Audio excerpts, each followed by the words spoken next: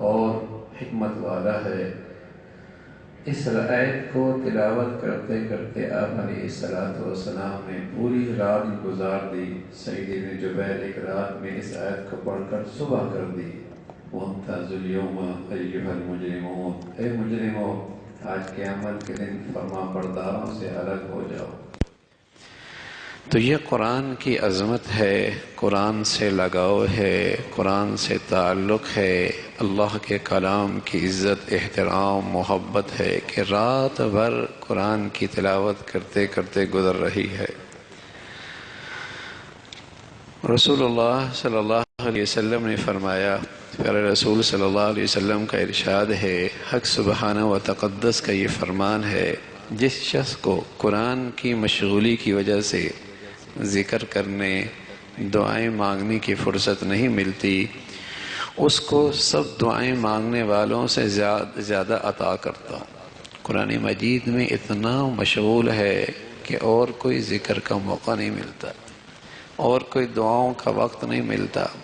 تو پیارے رسول صلی اللہ علیہ وسلم نے فرمایا، اللہ کہتے ہیں اللہ جو دعائیں مانگتا ہے ان سب سے زیادہ اسے دیتا ہوں جو قرآن کی تلاوت میں مشغول رہتا ہے، اسے سب سے زیادہ دیتا ہوں۔ قرآن مجید کی مشغولی کی وجہ سے ذکر کرنے، دعائیں مانگنے کی فرصت نہیں ملتی، اس کو سب دعائیں مانگنے والوں سے زیادہ عطا کرتا ہوں۔ اللہ جل شانہ کے کلام کو سب کلاموں پر ایسی فضیلت ہے جیسے خود حق تعالی شانہ کو تمام مخلوق پر۔ جیسے اللہ بادشاہوں کا بادشاہ ہے، ایسے ہی اس کا کلام بھی بادشاہوں کا کلام، بادشاہوں کے کلاموں کا بادشاہ۔ دنیا والوں کا جو کلام ہے ان سارے کلاموں کا بادشاہ اللہ کا کلام ہے۔ یہ کلام اللہ ہے۔ جس شخص کو قرآن پاک کی یاد کرنے، جاننے، سمجھنے میں، تلاوت کرنے میں اس درجے مشغولی ہے، کسی دوسرے دعا وغیرہ مانگنے کا وقت نہیں ملتا، تو میں دعا مانگنے والوں کے مانگنے سے بھی افضل چیز ان کو عطا کروں گا۔ عقبہ ابن عامر فرماتے ہیں، پیارے رسول صلی اللہ علیہ وسلم تشریف لائے، ہم لوگ صفہ میں بیٹھے تھے۔ صفہ ایک درسگاہ تھی جہاں تعلیم و تعلم کا ماحول ہوتا تھا، لوگ پڑھاتے تھے، پڑھتے تھے۔ یہ پیارے رسول صلی اللہ علیہ وسلم کی مدینہ منورہ کی پہلی درسگاہ ہے جہاں آپ علیہ السلام پڑھاتے، معلم اعظم تھے، اور صحابہ سبحان اللہ اس امت کے سب سے شاندار صفات والے طالب علم تھے۔ تو یہ آپ کی پہلی درسگاہ، جو آج کے معنی میں پہلا مدرسہ، پہلی درسگاہ تھی، وہاں آپ تشریف لائے۔ پھر آپ علیہ السلام نے فرمایا، تم میں سے کون شخص ہے جو اس کو پسند کرتا ہے کہ سویرے سویرے بازار بطحا یا عقیق میں جاوے اور 2 اونٹنیاں عمدہ سے عمدہ بلا کسی گناہ کے اور قطع رحمی کے پکڑ لاوے۔ صحابہ نے عرض کیا، یا رسول اللہ اس کو تو ہم میں سے ہر شخص پسند کرے گا۔ 2 بازاروں کا نام لیا، اور جہاں اونٹنیاں ہوتی تھیں اور بڑیا اونٹنیاں، تو پیارے رسول صلی اللہ علیہ وسلم کوئی وہاں سے 2 اونٹنیاں لے آئے، قیمتی، شاندار، بڑیا، بغیر کسی گناہ اور زیادتی اور ناانصافی کے وہ 2 اونٹنیاں اسے مل جائیں، کیسا لگے گا؟ تو صحابہ رضوان اللہ علیہم اجمعین نے عرض کیا، یا رسول اللہ اس کو تو ہم میں سے ہر شخص پسند کرے گا، بڑی قیمتی چیز ہاتھ آئی ہے۔ پیارے رسول صلی اللہ علیہ وسلم نے فرمایا کہ مسجد میں جا کر 2 آیتوں کا پڑھنا، مسجد میں جا کر 2 آیتوں کا پڑھنا، پڑھا دینا 2 اونٹنیوں اور 3 آیات کا 3 اونٹنیوں، تو اسی طرح 4 کا 4 سے افضل ہے، اس کے برابر اونٹنیوں سے افضل ہے۔ کوئی 10 آیتیں پڑھ رہا ہے، کوئی 20 آیتیں پڑھ رہا ہے، کوئی 100 آیتیں پڑھ رہا ہے، کوئی 200 آیتیں پڑھ رہا ہے، اور کوئی 2 سپارے پڑھ رہا ہے، کوئی 3 سپارے پڑھ رہا ہے۔ بتاؤ کتنی آیتوں کی تلاوت کی ہے؟ اللہ کے حبیب صلی اللہ علیہ وسلم فرمانے لگے، جتنی آیات پڑھ رہا ہے اتنے ہی اس کو اونٹنیوں سے بالاتر اجر و ثواب مل رہا ہے۔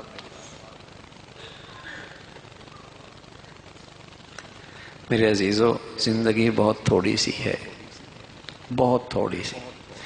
اور اتنی تھوڑی ہے کہ اللہ کریم کہہ رہا ہے کأنہم یرونہا لم یلبثوا الا عشیۃ او ضحاہا، ایسا لگے گا جب حقیقی زندگی سامنے آئے گی، ایسا لگے گا جیسے اس دنیا میں چند گھنٹے گزار کے آئے، چند گھنٹے گزار کے آئے، کأنہم یرونہا لم یلبثوا الا عشیۃ، چند گھنٹے گزار کے آئے۔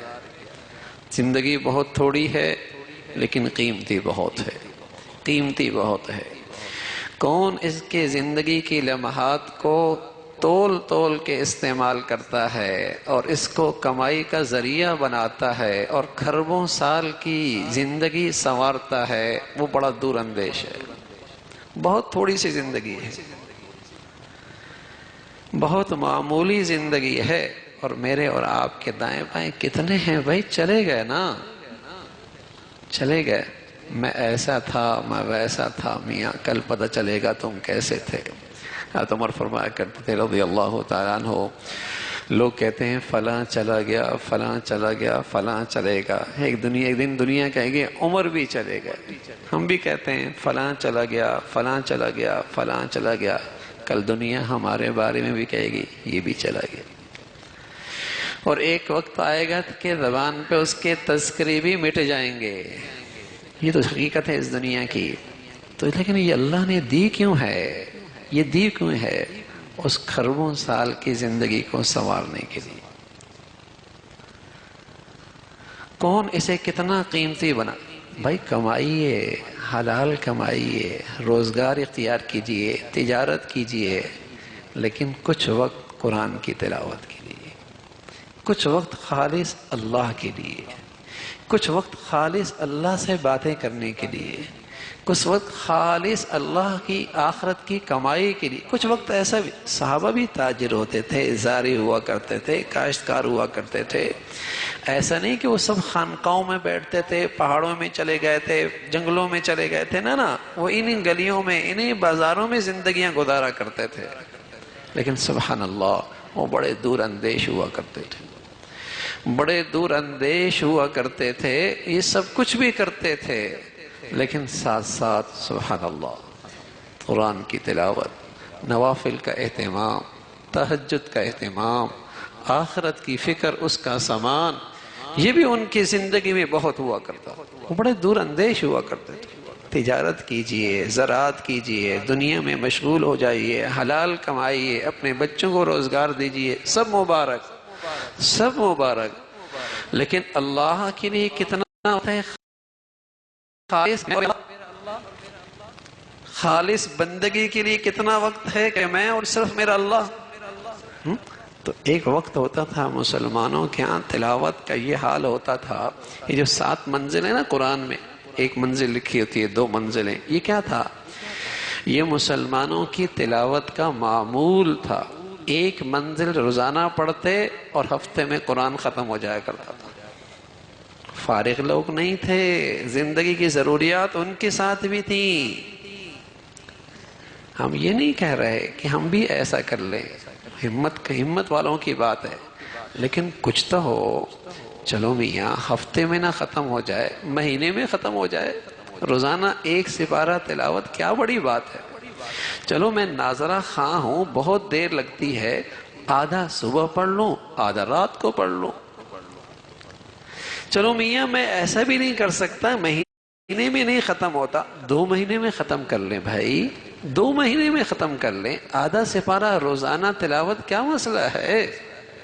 کتنی دیر لگے گی؟ آدھا گھنٹہ؟ کیا 24 گھنٹوں میں سے اللہ کے کلام کے لیے میرے پاس آدھا گھنٹہ نہیں؟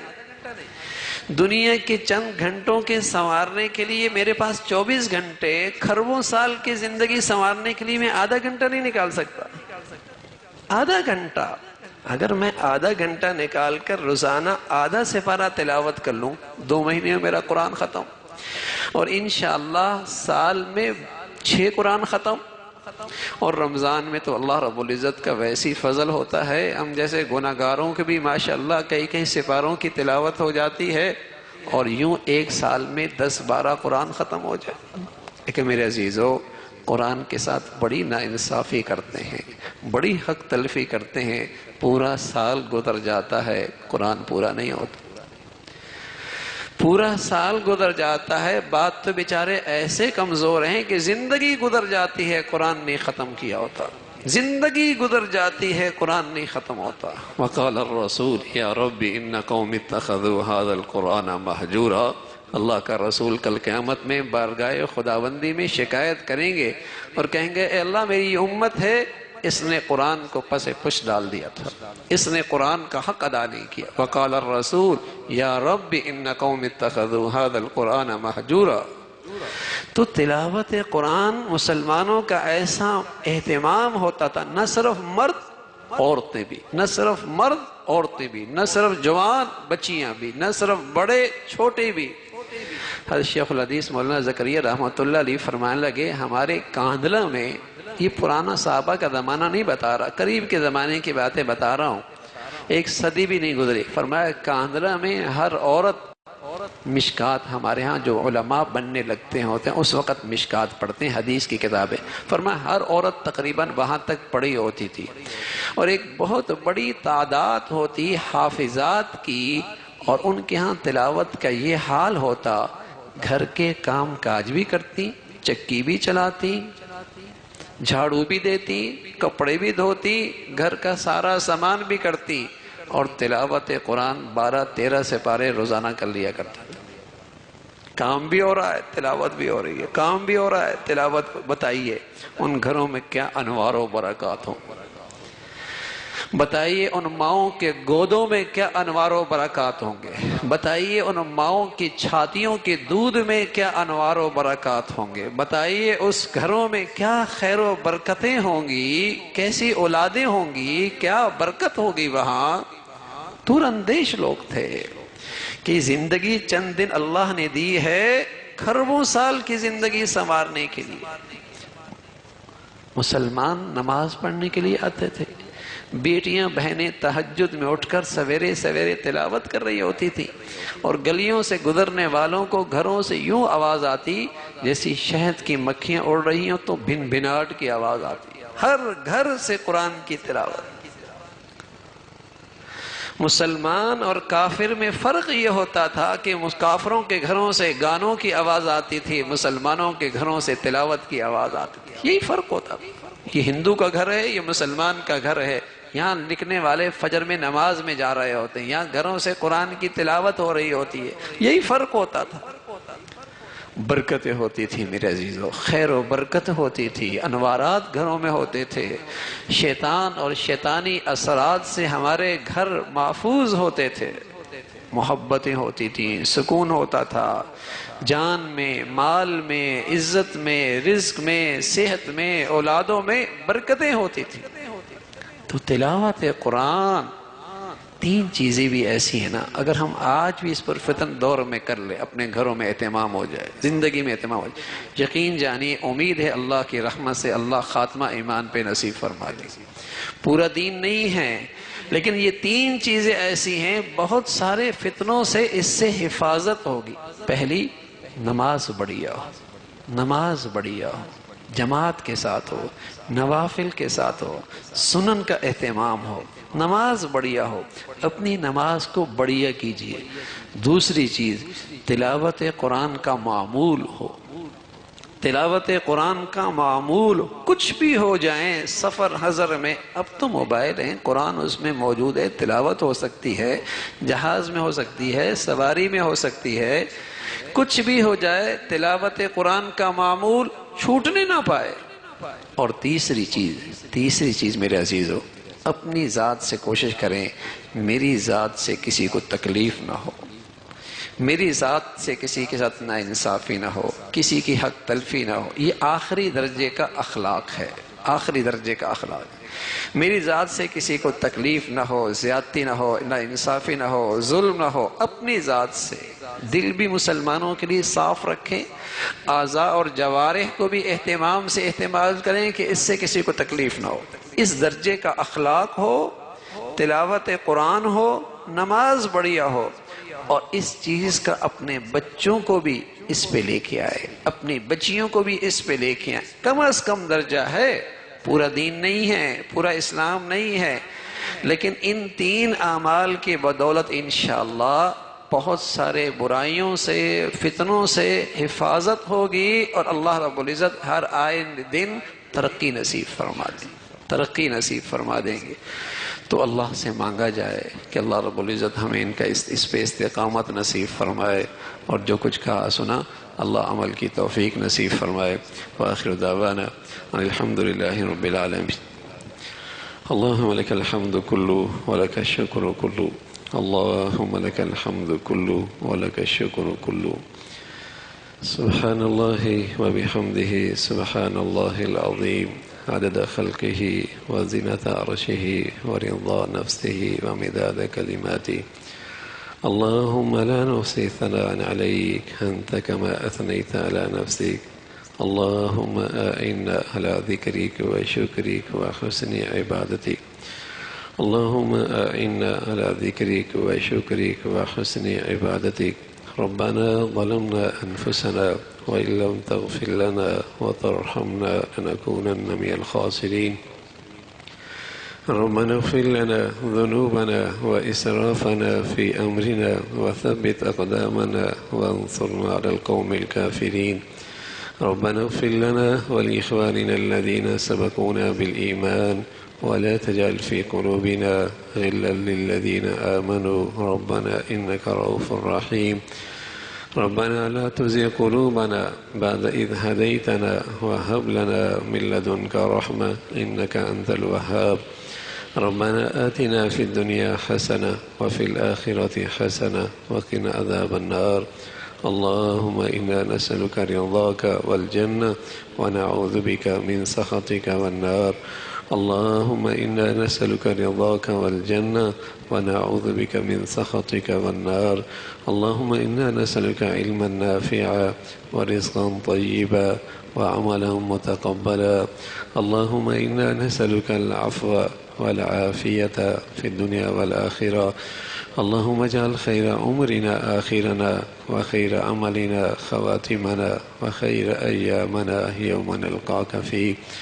اللهم بارك لنا في الموت وفيما بعد الموت. اللهم بارك لنا في الموت وفيما بعد الموت.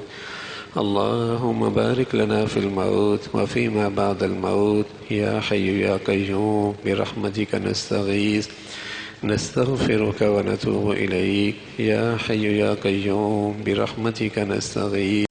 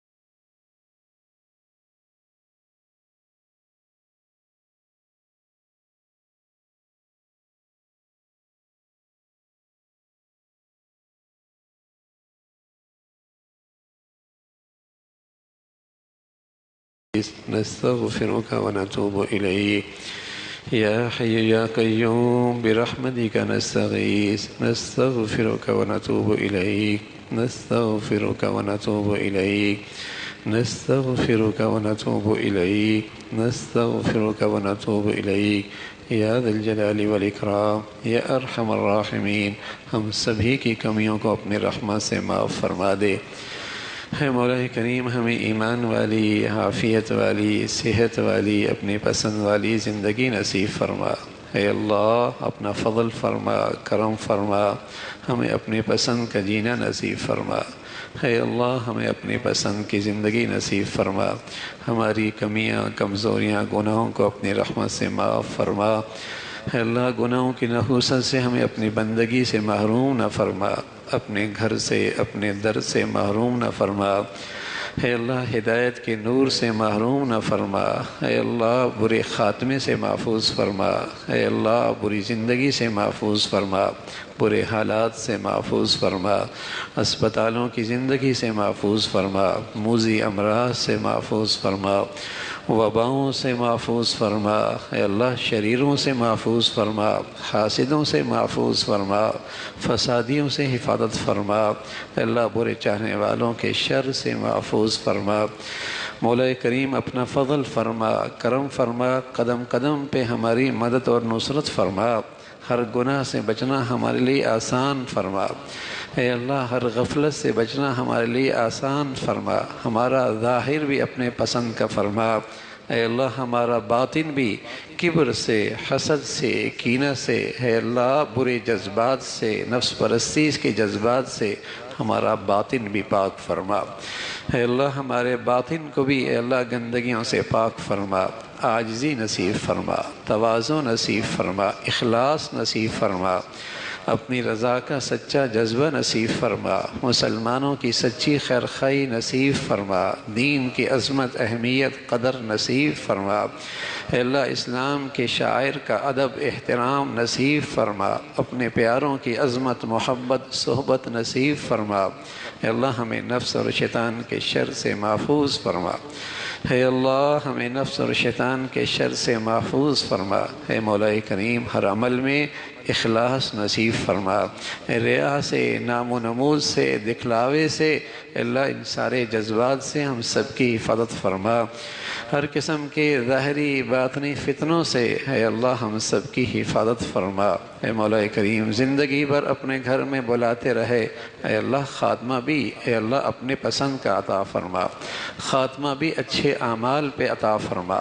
اے اللہ خاتمہ بھی کامل ایمان پہ نصیب فرما، اپنی پسند کی موت نصیب فرما۔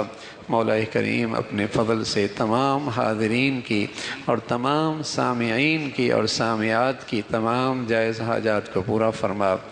اے مولا کریم اس تکمیل قرآن پر پیارے رسول صلی اللہ علیہ وسلم نے ایسے موقع پہ جتنی خیریں مانگی ہیں وہ ہم سبھی کو نصیب فرما، اور جن شرور سے پناہ مانگی ہے اے اللہ ہمیں بھی پناہ نصیب فرما۔ مولا کریم اپنے فضل سے اس کا ثواب تمام انبیاء، تمام صحابہ